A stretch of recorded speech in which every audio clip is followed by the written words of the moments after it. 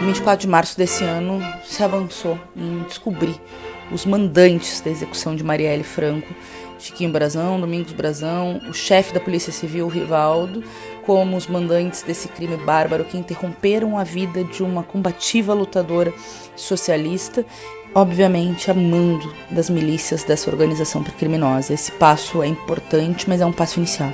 A gente não sai das ruas até que justiça efetivamente seja feita em relação aos mandantes e aos executores. E claro, seguiremos na luta política contra as milícias, que são organizações criminosas vinculadas ao aparelho do Estado.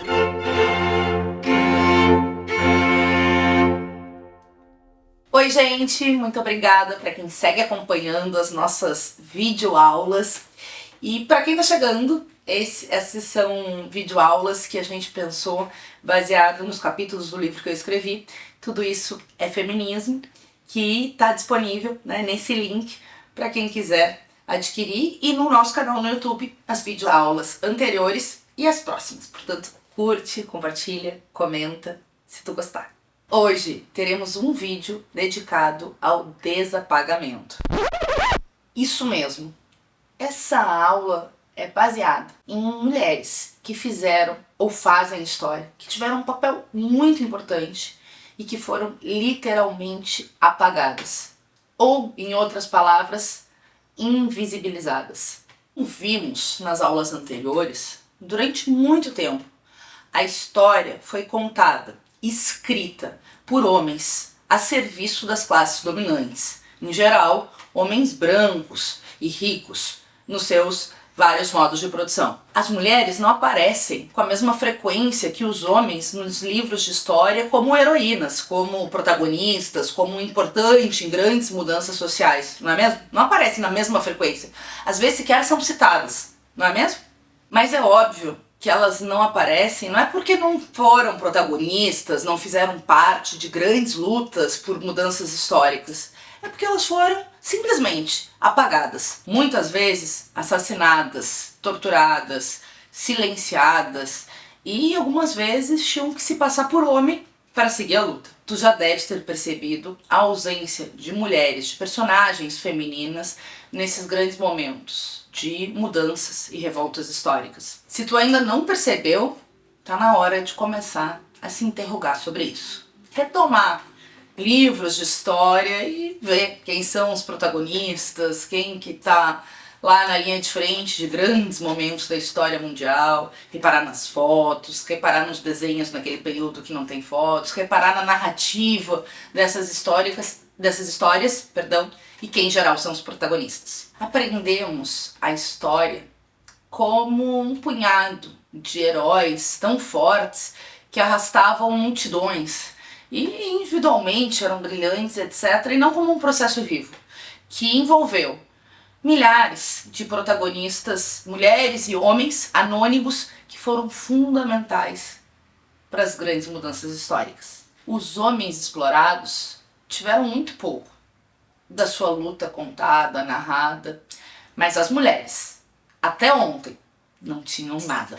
A história das mulheres passou a ser estudada com mais seriedade, profundidade, basicamente após a Segunda Guerra Mundial, com disciplina sobre isso e debate sobre gênero nas universidades, nos grupos de pesquisa, muito fruto das lutas por direitos civis da década de 60, como resultado dessas lutas. Um importante registro sobre debates de participação das mulheres ficou conhecido como Querelle des Femmes, de acordo com a professora Luciana Calado. A Querelle des Femmes, querela ou discussão das mulheres, é um debate literário e político sobre a natureza feminina, a representação das mulheres nos discursos oficiais e a diferença entre os sexos, iniciando no limiar do século XV na França e que se estendeu por aproximadamente 4 séculos. É designada querela pelo fato de as obras envolvidas atuarem em resposta a uma obra anterior, cujo teor apresentava propósitos misóginos ou, ao contrário, apologia às mulheres. Uma das pioneiras foi Christine de Pizan, cuja obra Epístola ao Deus do Amor, realizada em 1399, costuma ser tida como uma impulsionadora do debate das querelles. Ela foi a segunda poetisa registrada pela história, depois de Safo de Lesbos, na antiguidade. E, claro, embora possa ter tido outras tantas poetisas que não conseguiram publicar ou que, lamentavelmente, seguiram como anônimas, a obra da Christine de Pizan foi pioneira em vários temas e, ao mesmo tempo, ela conseguiu um feito para a época, que foi viver e trabalhar e se sustentar a partir das suas escritas. Sustentar a si e seus filhos a partir do seu trabalho como escritora ou a partir dos seus escritos, da sua atuação. Em 1405, publicou o texto A Cidade das Mulheres. Embora a Christine não tenha conseguido formar um movimento de mulheres nessa época, né, pelas dificuldades da própria organização, ela é conhecida como uma das primeiras feministas, embora o termo nem existisse, né, gente, mas pela defesa contundente que fazia das mulheres, da igualdade das mulheres e de uma narrativa feminina, conhecida como uma das primeiras feministas da história. Legal, né? Vale a pena dar uma pesquisada na vida da Christine de Pizan.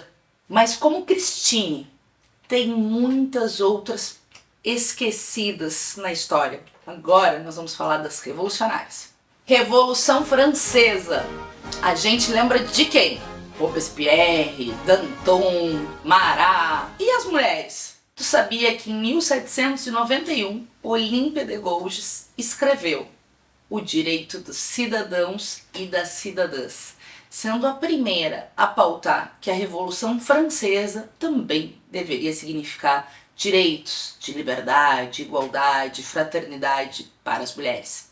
Claro que a gente sabe que liberdade, igualdade e fraternidade não é real no capitalismo, né? Só para as classes proprietárias, mas o direito falava do direito dos homens. A Revolução Francesa simplesmente, ou as declarações sobre a Revolução Francesa simplesmente esqueceram deliberadamente de colocar as mulheres como seres de direitos. Foi o primeiro manifesto público em defesa dos direitos das mulheres. Ela defendia o direito ao divórcio e as relações sexuais fora do casamento. Escreveu uma peça pela abolição da escravidão. Foi rejeitada e jogada ao esquecimento até praticamente 1980. Aliás, a Olympe de Gouges foi guilhotinada em 1793. A omissão do papel feminino ainda é mais indignante quando a gente vê o protagonismo das mulheres em vários momentos desse processo revolucionário na França. Por exemplo, a marcha das mulheres sobre Versalhes, contra a fome, contra o alto custo do pão.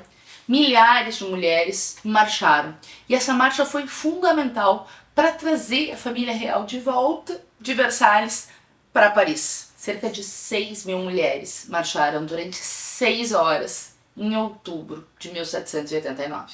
Além de Olympe, várias revolucionárias também foram importantes. Temos Héroïne de Méricourt, que foi outra militante da Revolução Francesa e que defendia a insurreição popular contra o absolutismo.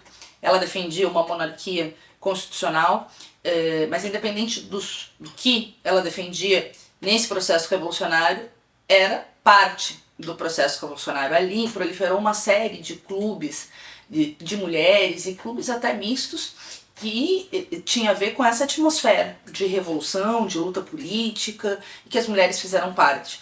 E, evidentemente, todo esse processo foi absolutamente sufocado logo depois do processo revolucionário e, mais do que sufocado, apagado, né? Só recentemente começa a se falar sobre o papel das mulheres na Revolução Francesa. E na literatura, sem a Revolução Francesa, talvez a gente não tivesse tido a contribuição histórica da britânica Mary Wollstonecraft, que nasceu em 1759 e faleceu em 1797. Tu deve conhecer a filha dela, Mary Shelley, autora do famosíssimo livro Frankenstein. Se você assistiu Pobres Criaturas, saiba que essa obra, né, o livro que inspirou o filme, é inspirado também no Frankenstein, é baseado num livro de Aleister Gray e talvez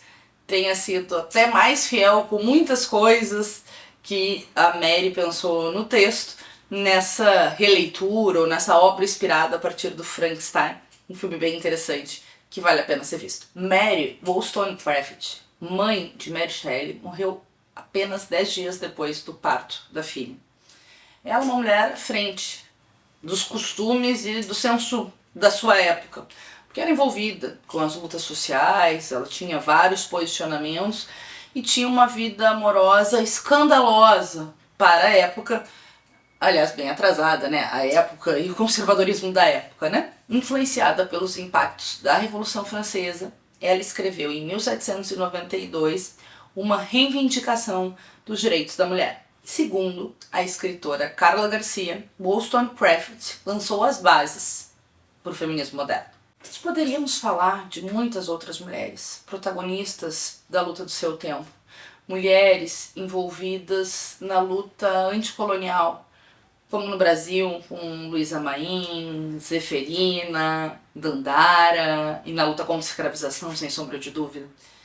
Nós podíamos falar de mulheres que tiveram os mais variados processos de luta na América Latina, todo o globo, e presente, né, nas lutas do seu tempo. A gente quis, para não ser longo o vídeo, pegar esses dois fatos, né, envolvendo as mulheres na França, Querelle des Femmes, e o processo da Revolução Francesa, que foi um marco na história mundial, trazendo essas duas mulheres que são tidas, tanto Olympe de Gouges como Mary Wollstonecraft e as Querelle des Femmes, pela professora Carla Garcia, como o pré-feminismo, né, ou o proto-feminismo anterior à constituição de um movimento, mas que foram bases fundamentais e processos interessantes. Eu digo isso porque as mulheres, a nossa história, os nossos processos foram esquecidos, apagados ao longo de séculos de história. Se a gente para pensar, desde a criação das universidades, vai lá, século XII, digamos assim, na Europa, até a permissão das mulheres poderem estudar nas universidades e depois virarem professoras no século XX, nós estamos falando de 8 séculos. De estudo comandado por homens, de homens se letrando, de homens antes disso, comandando os códigos da escrita, escrevendo essa história, e em geral, como a gente disse na segunda videoaula, homens a serviço das classes dominantes, porque os homens trabalhadores, os homens, né, servos, os homens também não tinham a sua história contada, tinha a história contada das classes dominantes, tinham muito pouco da sua história contada, até muitas mulheres não tinham nada, por isso a gente quis desapagar esses dois processos e ao mesmo tempo dizer que em cada parte da história ou de grandes mudanças a gente pode desvelar, desnudar, trazer outras mulheres que contribuíram para as lutas do seu tempo. Nós agora, nos próximos vídeos, vamos fazendo as aulas sobre as ondas do feminismo, apresentando a polêmica que tem sobre o termos ondas e ao mesmo tempo como se conceitua essas ondas. Mas nós não poderíamos terminar esse vídeo sem contar a história de outra mulher, que mais do que apagada, foi interrompida. De uma mulher que lutou no nosso tempo da história presente, que foi uma lutadora e que tinha uma vida pela frente. Nós queremos aqui falar de Marielle Franco e da luta que ela encabeçava como mulher negra, jovem, lésbica, moradora da favela, militante socialista, representante dessas lutas na Câmara Municipal do Rio de Janeiro, nossa companheira do PSOL, minha amiga e companheira da bancada feminina do PSOL, e que, mais, né, do que só o termo apagamento, no caso da Marielle, ela foi interrompida por uma execução bárbara, e justamente agora em 2024 nós estamos chegando, dando passos no caminho por justiça. Dando passos que ainda precisam ser trilhados, passos que foram muito lentos. Nós estamos há 6 anos, a Marielle foi assassinada 14 de março de 2018 e nessa execução junto foi morto Anderson Gomes, que era o motorista e que estava no carro junto com Marielle e com Fernanda Chaves, a única sobrevivente desse atentado, dessa execução bárbara da companheira Marielle Anderson. E nós passamos por muitas coisas até aqui, né? A primeira, a necessidade histórica de derrotar Bolsonaro para ter Lula presidente e a possibilidade de um presidente que quisesse desvendar esse crime, né, a federalização do caso.